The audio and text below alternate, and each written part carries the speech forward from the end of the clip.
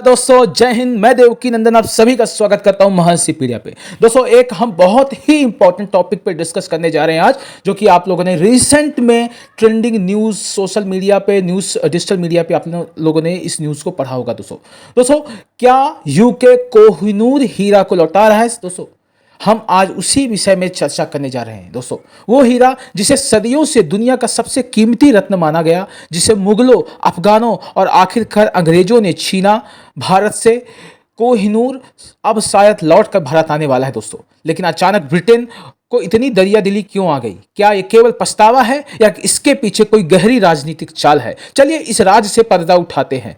लेकिन दोस्तों सर्वप्रथम समझते हैं कोहिनूर की कहानी। दोस्तों कोहिनूर हीरा मूल रूप से भारत के आंध्र प्रदेश की खदानों में निकला था। मुगल बादशाहों, फिर नादिर शाह और आखिर में महाराजा रणजीत सिंह के पास रहा।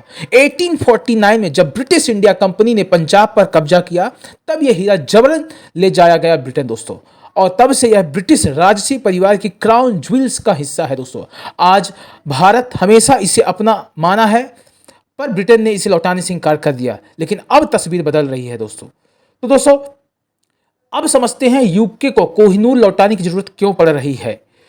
पहला तो दोस्तों समझते हैं जियोपॉलिटिकल रीजन। भारत ब्रिटेन के संबंधों को मजबूत करना है। ब्रेग्जिट के बाद ब्रिटेन को नए व्यापारिक साझेदारों की जरूरत है। दोस्तों भारत एक उभरती वैश्विक शक्ति है और ब्रिटेन इसके साथ फ्री ट्रेड एग्रीमेंट करना चाहता है। कोहिनूर लौटाना गुडविल जेस्चर के रूप में देखा जा सकता है, जिससे भारत के साथ संबंध बेहतर होंगे।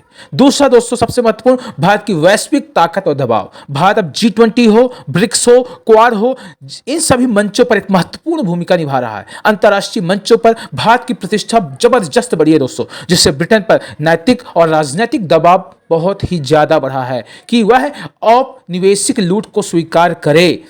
तीसरा दोस्तों पूर्व उपनिवेशों से क्षमा याचना का ट्रेड। हाल ही के वर्षों में कई पश्चिम देशों ने अफ्रीकी और एशियाई देशों से लूटे गए सांस्कृतिक धरोहर को लौटाया है। यूके को भी अब इसी दिशा में कदम बढ़ाने का अंतर्राष्ट्रीय कदम है। दोस्तों चलिए समझते हैं इकोनॉमिक इंपैक्ट क्या है, इकोनॉमिक रीजन क्या है।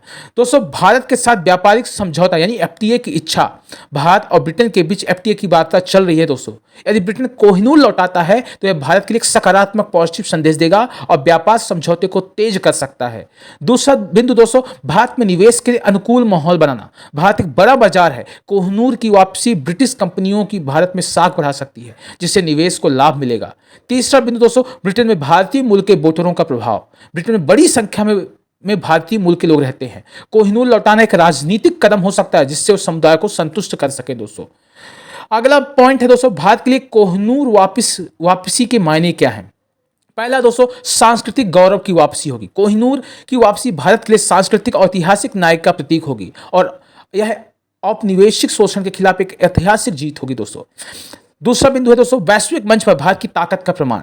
यह दिखेगा कि भारत अब कितना सक्षम हो गया है, वह अपनी ऐतिहासिक धरोहरों को वापस ला सकता है। दोस्तों अतः दोस्तों कंक्लूजन क्या है, निष्कर्ष क्या है? यूके का कोहिनूर लौटाने की इच्छा कोई साधारण कदम नहीं है, बल्कि एक रणनीतिक, भू राजनीतिक और आर्थिक निर्णय है। यह न केवल भारत को उसकी धरोहर लौटाने का प्रयास है, बल्कि ब्रिटेन के लिए भी यह अवसर है कि वह अपनी औपनिवेशिक गलतियों को स्वीकार कर वैश्विक मंच में नैतिक नेतृत्व दिखा सके और भारत के साथ एक अच्छा संबंध स्थापित कर सके। दोस्तों इन्हीं शब्दों के साथ मैं अपनी वाणी को विराम देता हूं। जय हिंद, जय भारत।